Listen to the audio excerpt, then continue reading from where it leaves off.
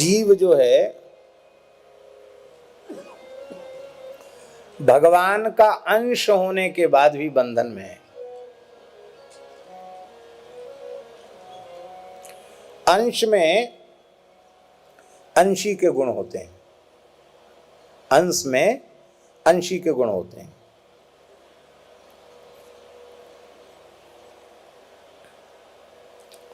कहीं भी देख लो, अंश में अंशी के गुण होते हैं और अंश सदा अंशी की ओर उन्मुख रहता है। उसकी स्वाभाविक धारा अंशी की ओर बहती है, प्रवृत्ति उसकी अंशी की ओर होती है। जीव भगवान का अंश है, ये हम कैसे स्वीकार करें?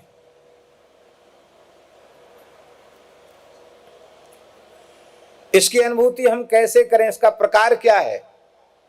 जीव भगवान का अंश है, यह अनुभूति हमें कैसे हो?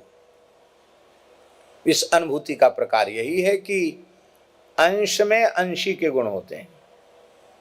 भगवान सच्चिदानंद स्वरूप हैं, तो सतचित आनंद जीव में भी है। देखो,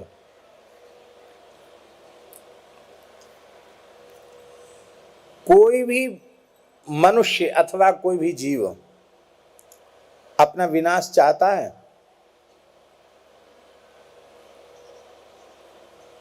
हमारी चले तो हम कभी बूढ़े ही ना हो, कभी मरे ही नहीं।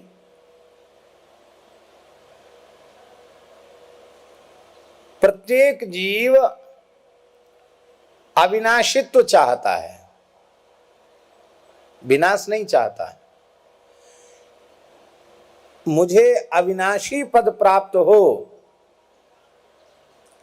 मैं कभी न मरूं, यह जो उसकी इच्छा है, मेरा विनाश न होवे, यह उसकी इच्छा प्रमाणित करती है कि वह सत्स्वरूप परमात्मा का अंश है।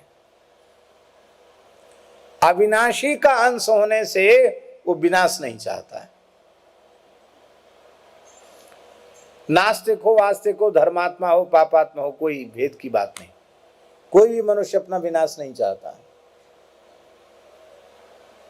तो विनाश नहीं चाहता, वो अविनाशी पद चाहता है, यही प्रमाणित करता है कि भगवान का अंश है। अच्छा, कोई भी मनुष्य ज्ञानवान बनकर जीना चाहता है कि अज्ञानी बनकर? अज्ञानी कोई नहीं बनना चाहता है। भले ही अज्ञानी होते, पर अज्ञानी मानते भी नहीं, अपने को बड़ा ज्ञानी मानते हैं। सब जगह कोई ना कोई लाल बुझक्कड़ होते हैं। वो भले ही निरक्षर भट्टाचार्य हों, लेकिन वो सब समझते हैं अरे हमसे बड़ा ज्ञानी कोई नहीं।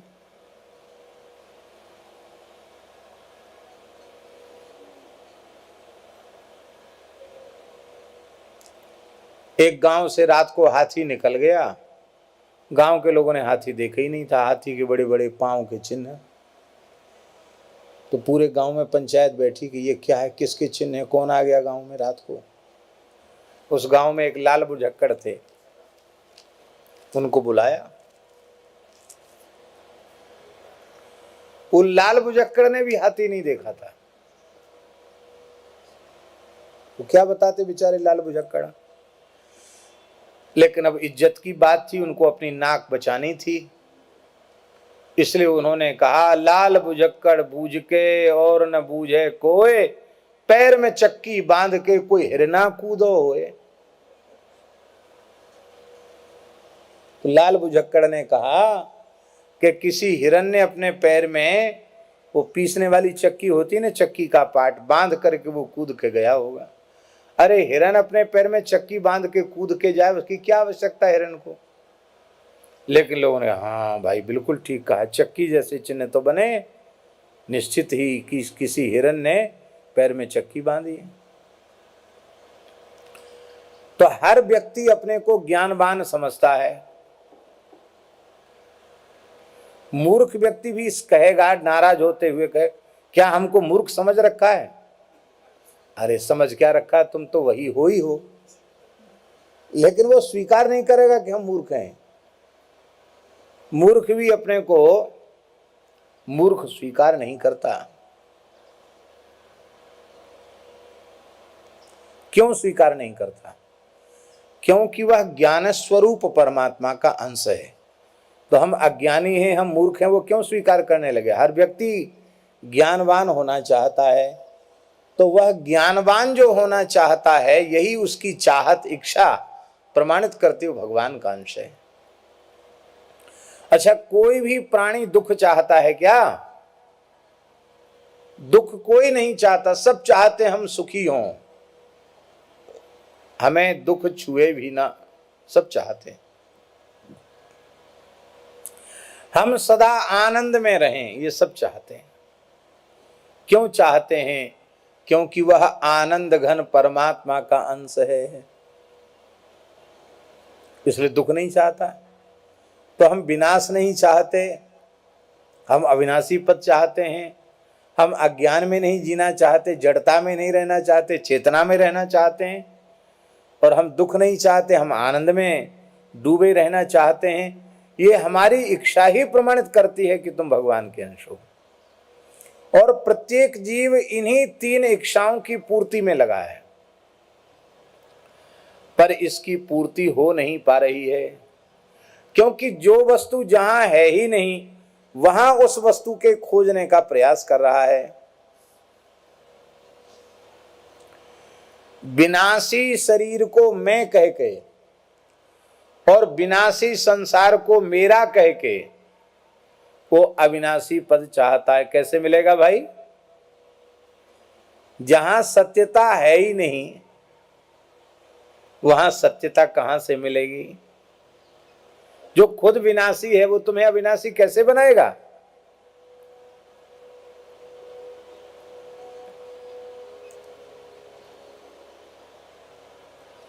इसलिए मैं भगवान का हूं और अविनाशी भगवान मेरे हैं। भगवान से संबंध जोड़ लो तो अविनाशी पद प्राप्त हो जाएगा। पर शरीर संसार के संबंध को जोड़कर वो अविनाशी होना चाहता। कैसे होगा भाई? शरीर संसार दोनों विनाशी हैं। ये अज्ञान का ही विस्तार शरीर संसार है।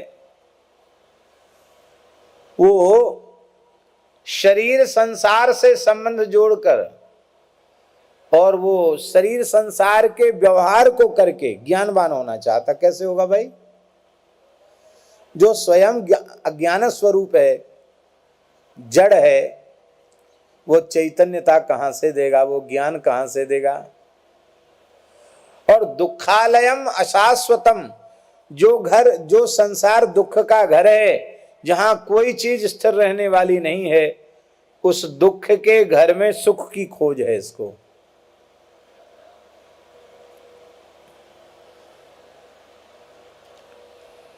ईश्वर अंश जीव अविनाशी, चेतन अमल सहज सुख राशि, सो माया वस भयो गुसाई, बंध्यो कीर मरकट की नाई।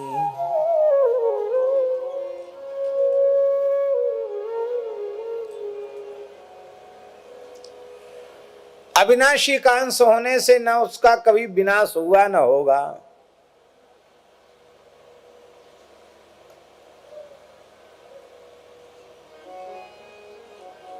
संत श्री कबीरदास जी से किसी भोले भाले संत ने पूछा कि आप तो महान योगी त्रिकालदर्शी महापुरुष हैं, आपको तो सब ज्ञान होगा, तो आप कृपा पूर्वक बताओ आप कब तक विराजोगे, कब मरोगे आप? तो श्री कबीरदास जी महाराज ऐसे विलक्षण महापुरुष, उन्होंने ऐसा विचित्र उत्तर दिया। बोले हम तो मरेंगे ही नहीं। अरे मरोगे नहीं? बोले बिल्कुल नहीं मरेंगे। क्यों? राम मरे तो हम मरे, कबीर जी की साखी है। राम मरे तो हम मरे, नाही तो मरे बलाए, अविनाशी का बाल का मरा न मारा जाए। हमको मरने के लिए राम जी को मरना पड़ेगा। राम सच्चिदानंद दिनेशा, जब राम जी सच्चिदानंद हैं, राम जी मरेंगे नहीं तो राम जी का अंश कैसे मर सकता है। ना मैं पहले कभी मरा ना आगे मरूंगा। ये क्या देह भाव से कहा जा रहा है? ये देह भाव से नहीं कहा। ये किस भाव से कहा जा रहा है? आत्म भाव से कहा जा रहा है। अच्छा एक बात बताओ,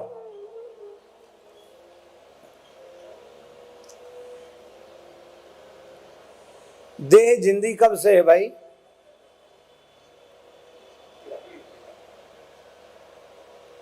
ये तो मरा ही हुआ है, जिंदा है कब ये?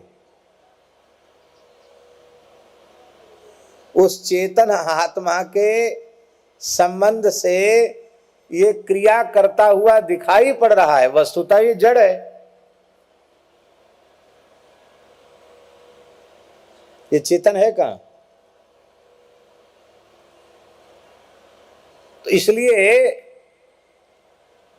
शरीर तो मरा ही हुआ है। स्वामी श्री राम सुखदास जी महाराज कहते थे, मुर्दा,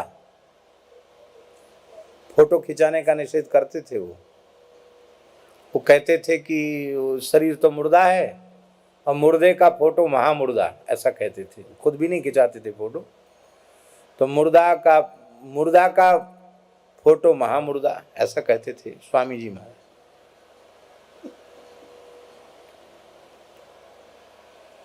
महात्माओं की दृष्टि ऐसी होती है।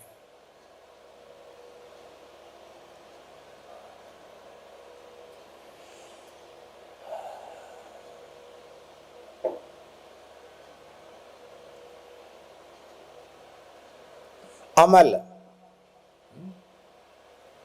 चेतन ज्ञान स्वरूप है। अमल माने सर्वथा निर्विकार है और सहज सुख राशि है। अब उत्पन्न होकर नष्ट होना ये किसका धर्म है? ये शरीर संसार का धर्म है। ठीक है। अज्ञान स्वरूप होना ये किसका धर्म है? जड़ होना, ये शरीर संसार का धर्म है। विकार युक्त होना ये किसका धर्म है? शरीर संसार का धर्म है। जीवात्मा परमात्मा का धर्म नहीं। और दुख रूप होना ये किसका धर्म है? ये भी शरीर संसार का धर्म है। ध्यान में आई बात।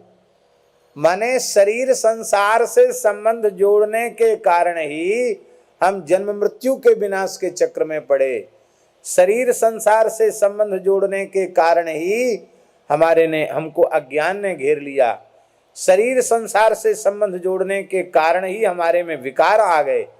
शरीर संसार से संबंध जोड़ने के कारण हमारे जीवन में दुख आ गया। तब प्रश्न उठा कि भाई शरीर संसार की इतनी पीछे पड़ गए हो, क्या करें शरीर संसार का? जब इतनी ही अनुपयोगी वस्तु थी तो भगवान ने हमको दी क्यों दिया? ये चक्कर काहे को पीछे लगा दिया?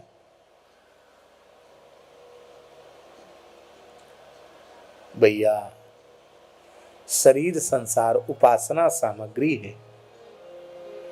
ये जिसकी उपासना सामग्री है, जिसके लिए है, उसको अर्पित कर दो।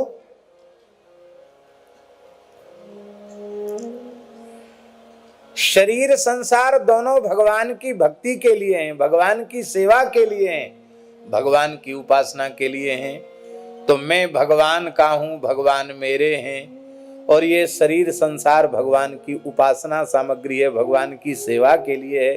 इतना सा स्वीकार कर लो तो फांस कट जाएगी। प्रतिदिन सत्संग एवं दर्शन के लिए श्री महाराज जी के ऑफिशियल चैनल को जरूर सब्सक्राइब करें।